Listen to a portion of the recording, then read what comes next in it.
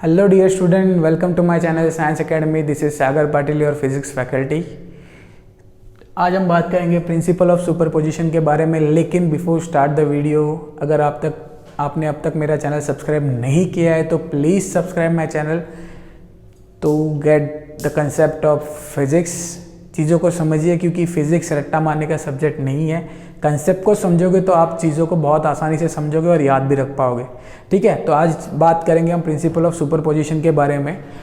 अगर आप देखोगे फिगर वगैरह को तो आपको लगेगा कि ये बहुत ही हार्ड लॉ है वगैरह वगैरह, बट ये एक सिंपल चीज़ है। प्रिंसिपल ऑफ सुपरपोजिशन क्या कहता है? तो प्रिंसिपल ऑफ सुपरपोजिशन का कहना यह है कि सपोज किसी भी एक चार्ज पे बाकी सब अदर चार्ज फोर्स क्रिएट कर रहे हैं, तो इस पूरी सिस्टम में क्रिएट होने वाला जो रिजल्टेंट फोर्स है वो ये इंडिविजुअल लगने वाले सारे फोर्सेस के वेक्टर सम के इक्वल होगा। नहीं समझे? फिर से एक बार बताता हूं कि सपोज कोई भी एक चार्ज है, इस चार्ज के ऊपर ये बाकी रिमेनिंग चार्ज क्या लगा रहे हैं? फोर्स लगा रहे हैं। ठीक है, तो ये पूरे सिस्टम पे लगने वाला रिजल्टेंट फोर्स, ये पर्टिकुलर इंडिविजुअल जो सारे फोर्स लगेंगे, जैसे Q1 Q2 के बीच में, Q2 Q3 के बीच में, Q2 और Q4 के बीच में, तो ये सारे इंडिविजुअल लगने वाले फोर्सेस के वेक्टर सम के बराबर होता है। ठीक है, चलो तो बात करते हैं। मैंने एक कोऑर्डिनेट सिस्टम लिया है। कोऑर्डिनेट सिस्टम में मैंने चार चार्ज रखे हुए हैं, Q1 Q2 Q3 and Q4। Origin से Q1 का पोजीशन वेक्टर है R1, Q2 का है R2, Q3 का है R3 और Q4 का है R4। ठीक है, अभी यहाँ पे कुछ अजम्पशंस है। क्या अजम्पशंस है? कि Q2 जो चार्ज है वो Q2 चार्ज ये बाकी रिमेनिंग सारे चार्ज से स्ट्रॉन्गर है या फिर वैल्यू में बड़ा है। कोई भी चीज याद रखो, या तो स्ट्रॉन्गर है या तो वैल्यू में बड़ा है। और दूसरी चीज, Q2 जो है वो सारे चार्जों से एग्जैक्टली अपोजिट है। ऐसा क्यों? उसका रीजन है, आप समझो। देखो, Q1 और Q2 के बीच में लगने वाला फोर्स मैंने यहां पे लिखा है। ठीक है, it could be a attraction force. क्यों? क्योंकि इसकी डायरेक्शन देखो, Q1 से Q2 की तरफ है। ठीक है, मतलब इसका जो डायरेक्शन वेक्टर बनेगा वो कुछ इस तरीके से बनेगा। समझ रहे हो चीज को? अगर Q2 और Q3 की बात करें तो देखो, Q3 से Q2 की तरफ फोर्स लग रहा है F23, यानी इसके डिस्टेंस वेक्टर या फिर इसके पोजीशन वेक्टर या फोर्स की डायरेक्शन क्या हो गई? कुछ इस डायरेक्शन में हो गई। सेम इसी तरीके से 24 के लिए बात करते थे, Q2 और Q4 देख रहे हो? तो देखो, Q4 से Q2 की तरफ यानी डायरेक्शन कुछ ऐसी हो जाएगी। चीजों को समझ रहे हो? तो सारे कहां पे आ रहे? बेसिकली Q2 के पास आ रहे। दैट मीन्स क्या हुआ? Q2 स्ट्रॉन्गर है। ठीक है, और सारे उसी की डायरेक्शन में आ रहे। दैट मीन्स ये दोनों कौन से चार्ज हो गए? सारे Q1 Q2 या फिर Q3 Q2 या फिर Q4 Q2 कौन से चार्ज हो गए? अनलाइक चार्ज हो गए। ठीक है, चीजों को समझ पा रहे हो? तो देखो, Q1 और Q2 की जगह पे लगने वाला फोर्स हो गया 1 यानी 1 से 2 की तरफ लगने वाला फोर्स। 3 और 2 के बीच में लगने वाला फोर्स हो गया F23, दैट मीन्स 3 से 2 पे लगने वाला फोर्स। F24 यानी 4 से 2 की तरफ लगने वाला फोर्स। ठीक है, तो देखो स्टेटमेंट पढ़ते हैं। आई होप आपको ये फिगर जो इलस्ट्रेट की मैंने आपको समझ आया होगा। तो स्टेटमेंट के साइड पे बढ़ते हैं। क्या कहता है स्टेटमेंट? देखो, when more than 1 Coulombian force are acting on a charges, यानी एक से ज्यादा कूलम्बियन फोर्स जब चार्ज पे लग रहे होंगे, the resultant Coulombian force acting on it is equal to vector sum of individual forces. That means क्या? कि पूरे सिस्टम में जो भी रिजल्टेंट फोर्स लग रहा होगा वो इन सारे फोर्सेस का इंडिविजुअल वेक्टर सम के बराबर होगा। ठीक है, तो आप ही बताओ मेरे को कितने फोर्स लग रहे हैं पूरे सिस्टम में? F24, 23 और 21। तो वेक्टर F यानी Q2 पे लगने वाला रिजल्टेंट फोर्स है वेक्टर F2 सपोज, तो ये किसके बराबर होगा? वेक्टर F12 के बराबर प्लस वेक्टर F23 के बराबर प्लस वेक्टर F24 के बराबर। ठीक है, तो यही हो गया आपका प्रिंसिपल ऑफ सुपरपोजिशन। ठीक है, चलो अपने को ये तीनों इंडिविजुअल फोर्स की वैल्यू ढूंढनी है। तो स्टार्ट करते हैं। बहुत सिंपल है, चीजों को समझो। एक एक फिगर को हम तोड़ते जाएंगे और चीजों को समझते जाएंगे। तो चलो स्टार्ट करते हैं। ये हो गया मेरा कोऑर्डिनेट सिस्टम। थोड़ा अच्छी तरीके से ड्रॉ कर लेता हूँ, चीज़ों को समझिए तो मज़ा आएगा आपको। देखो, ये पहला R1 हो गया, सो ये मेरा हो गया Q1, ये हो गया कुछ R1, ठीक है, ये हो गया Q2, तो ये हो गया मेरा Q2, ठीक है। और देखो Q1 से Q2 के डायरेक्शन में, सो Q1 से Q2 की डायरेक्शन में, ठीक है। इसको मैं किस तरीके से डिनोट करूंगा, इसको डिनोट करूंगा मैं R12 या फिर -R21, कोई भी लिख लो, दोनों सेम ही है। R12 लिखो या -R21 लिखो, ठीक है। कैसे सेम है मैंने आपको बताया था। चलो तो ढूंढते हैं इसका कूलम्बियन फोर्स कितना होगा, तो वही लॉ, कूलम का लॉ, तो क्या लिखेंगे, F12 is equal to KQ1 Q2 divided by mod, minus वाला लिख दूँ, -R21 whole square into R21 का कैप, ठीक है। अगर नहीं समझ आ रहा है तो 12 लिख दो, तो फिर कंफ्यूजन ही चला जाएगा, ठीक है। चलो R12 लिख दो, चलो ये रहा R12, क्लियर है चीज। चल R12 की वैल्यू किस तरीके से निकालेंगे, तो सेम अगेन अपना ट्रायंगल लॉ, क्या कहता है ट्रायंगल लॉ, ट्रायंगल लॉ ये कहता है कि पहले वेक्टर के हेड पे दूसरे वेक्टर का टेल होना चाहिए।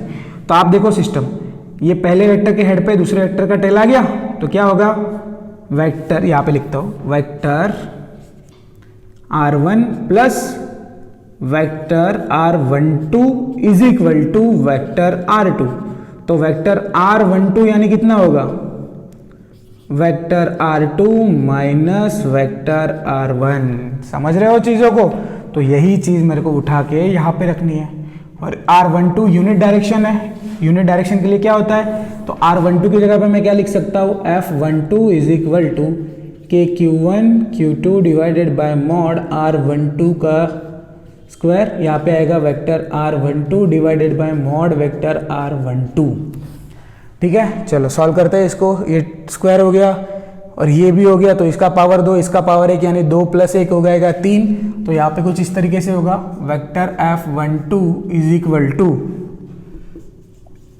KQ1 Q2 divided by mod R12 cube R12, समझ रहे हो चीजों को। चलो ये वैल्यू कहाँ पे लिखी है मैंने, ये रे देखो दिख रही है, तो इसी वैल्यू को यहाँ पे इनपुट कर दो, यहाँ पे क्या होगा, vector F12 is equal to KQ1 Q2 divided by mod R2 minus R1 whole cube, R2 minus R1, इसको नाम दे दो इक्वेशन नंबर 1। तो ये हुआ पहले सिस्टम के लिए, Q1 और Q2 के लिए सॉल्व हो गया, ठीक है। चलो आगे बढ़ते हैं, अभी बात करेंगे Q2 और Q3 के लिए। तो वही सिस्टम और उसी तरीके से फिगर हमको ड्रॉ करना है। चलो कहाँ पे है Q2 पहले है, बाद में Q3 है, तो ये रहा Q2 पहले और ये रहा बाद में Q3, ठीक है। क्या बोला था मैंने, Q3 से Q2 की तरफ, तो Q3 से Q2 की तरफ इसका वेक्टर किस तरीके से लिखूंगा मैं, वेक्टर 3 से 2 की तरफ, 3 2, ठीक है। चलो पोजीशन वेक्टर आ जाएंगे, इसका पोजीशन वेक्टर होगा वेक्टर R2, इसका पोजीशन वेक्टर होगा वेक्टर R3, ये हो जाएगा 0। चलो एक एक चीज ढूंढो, यहाँ पे अगर ट्रायंगल लॉ लगाऊंगा तो क्या होगा, क्या बोला था मैंने लॉ, पहले के हेड पे दूसरे की टेल। तो देखो ये पहले के हेड पे दूसरे की टेल आ गई, ये रही देखो, पहले के हेड पे दूसरे की टेल, और रिजल्टेंट क्या होता है, पहले की टेल और दूसरी की हेड, तो पहले की टेल और दूसरे की हेड, तो रिजल्टेंट क्या होगा R2। तो vector R2 is equal to vector R23 plus vector R3, इसमें से अगर R23 को सब्जेक्ट बना दूं तो क्या मिलेगा, vector R2 minus vector R3। चलो ये क्यों ढूंढा मैंने, ये आपको पता चलेगा अभी आगे, ठीक है। चलो फोर्स में ढूंढ रहा हूं अभी, देखो 3 और 2, 3 से 2 की तरफ लगने वाला फोर्स कितना लिया था मैंने, F23 लिया था। तो यही चीज यहाँ पे लिखूंगा मैं, क्या लिखूंगा, vector F23 is equal to again Coulomb's का vector law, Q2 Q3 divided by mod, क्या आएगा, वेक्टर R23, अगेन डायरेक्ट यहाँ से शुरू करूँ, क्या होगा, 1 2 था, तो यहाँ पे 1 2 का क्यूब आया था, तो 2 3 है तो क्या आएगा 2 3 का क्यूब, और यहाँ पे 1 2 था तो यहाँ पे क्या आ जाएगा 2 3। आई होप आपको ये पता चला होगा किस तरीके से आ रहा है, ठीक है। सेम प्रोसीजर है, अभी ये प्रोसीजर दोहराने की जरूरत नहीं है क्योंकि आपने ऑलरेडी यहाँ पे डिनोट कर चुका है। ठीक है, चलो तो यहाँ पे वैल्यू इनपुट करो, क्या आएगा F23 की value, F23 is equal to K Q2 Q3 divided bye R23 की वैल्यू क्या है देखो, R2 माइनस R3 का क्यूब इंटू यहाँ पे क्या आएगा R2 माइनस R3। समझ रहे हो चीजों को, पता चल रहा है। चलो आगे बढ़ते हैं। ये हो गया दूसरा, ये हो गया था पहला। कौन से बीच का था ये, किस किस चार्ज के बीच का था, Q1 से Q2 की तरफ। ये किसकी तरफ था, Q3 से Q2 की तरफ। अभी आगे बात करेंगे कौन सा आएगा, Q4 से Q2 की तरफ। चीज वही करना है, देखो Q4 अगेन राइट साइड है, Q2 ऊपर की साइड है, तो सेम ड्रॉ करेंगे। चलो ड्रॉ कर लेते हैं। ये ओरिजिन हो गया, ये हो गया Q2 आपका, इसकी डायरेक्शन कुछ इस तरीके से। ये हो गया Q4 आपका, इसकी डायरेक्शन कुछ इस तरीके से। Q4 से Q2 की तरफ, तो ये रहा, इसको मैं डिनोट करूंगा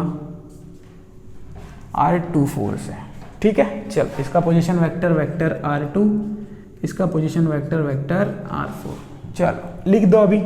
अगेन ट्रायंगल लॉ, क्या बोला था ट्रायंगल लॉ, पहले के हेड पे दूसरे का टेल। तो पहले के हेड पे दूसरे का टेल। ठीक है, तो क्या हो जाएगा R4 प्लस R24, तो होगा R4 plus R24 is equal to again R2। तो अगर R24 को सब्जेक्ट बना दो तो क्या बन जाएगा, R24 is equal to R2 minus R4। मिल गया। चलो सेम यही फॉर्मूला किस तरीके से लाया था मैंने, ये फॉर्मूला तो इसके ऊपर से, ये किस तरीके से लाया था, तो यहां से अगेन कूलम्ब्स लॉ के हिसाब से। तो अगर कूलम्ब्स लॉ लगाओ तो किस तरीके से मिलेगा मुझे, vector F24 is equal to के 2 और 4 के बीच में, यानी आएगा के Q2 Q4 divided by mod R24 का क्यूब, यहाँ पे आएगा वेक्टर R24। ठीक है, चलो 24 की वैल्यू मैंने ढूंढी है, प्लेस कर दो।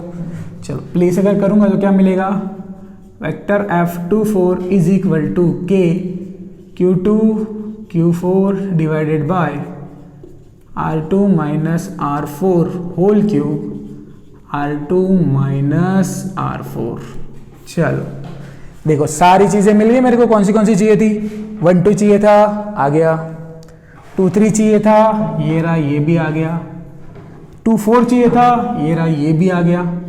अभी इन सारे तीनों इक्वेशन को उठाओ और इसमें रख दो तो किस तरीके से मिलेगा मुझे, तो मुझे कुछ इस तरीके से मिलेगा कि vector F is equal to क्या होगा, के Q1 Q2 divided by mod R2 minus R1 का क्यूब R2 माइनस R1। ये हो गया पहला, प्लस दूसरा क्या है, तो ये रहा दूसरा, देखो क्या है, के Q2 Q3 divided by mod R2 minus R3, यहाँ पे आएगा अगेन R2 माइनस R3, यहाँ पे हो जाएगा क्यूब, प्लस तीसरा क्या आया, तो ये रहा, K Q2 Q4 divided by mod R2 minus R4 whole cube, यहाँ पे आएगा वेक्टर R2 माइनस R4। चलो जो कॉमन निकलता है निकाल दो।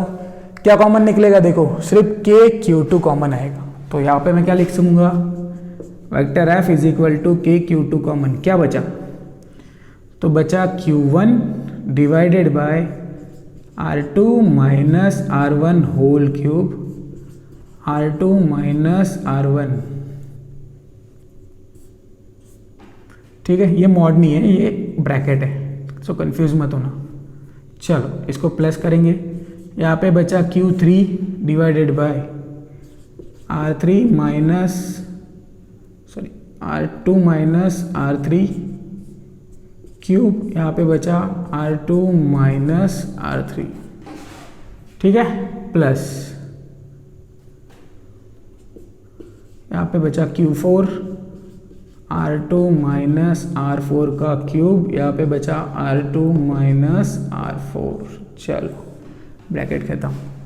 अगर ये हो गया तुम्हारा प्रिंसिपल ऑफ सुपरपोजिशन ये पूरी सिस्टम के लिए, ठीक है, जिसमें 4 चार्ज है और इसके सारे पोजीशंस मैंने दिए हुए हैं। बट सपोज यही चीज़ मेरे को यूनिवर्सल लिखनी है, ठीक है, तो किस तरीके से लिख पाऊंगा? तो आप ही देखो, इसको मैं कुछ इस तरीके से लिख पाऊंगा, vector F is equal to KQ2 sigma is I from 1 to n but I is not equal to 2 QI divided by mod vector R2 minus RI whole cube vector R2 minus RI। देखो चीज़ को समझ पा रहे होंगे आप कि Q2 मेरा common था तो कॉमन आ गया, यहाँ पे भी 2 था तो 2 आ गया। देखो सब में 2 यहाँ पे रिपीट हो रहा है, दिख रहा है, यहाँ पे भी सब में 2 रिपीट हो रहा है।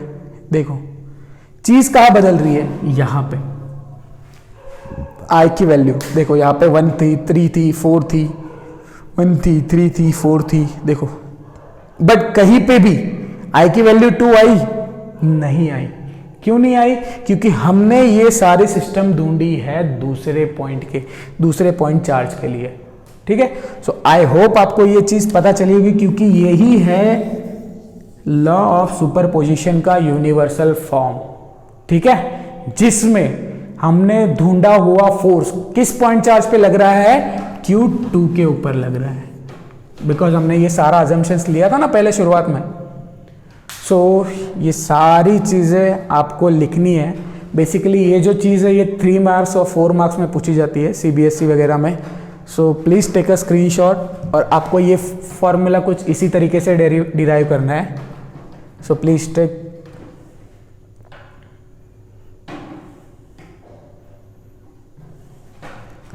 सो आई होप आपको आज मज़ा आया होगा और कंसेप्ट पता चला होगा। सो इसी तरीके से फिजिक्स को फील करना है और आगे पढ़ते जाना है। एंड जाते जाते यही चीज़ की again please subscribe my channel. Thank you and bye bye.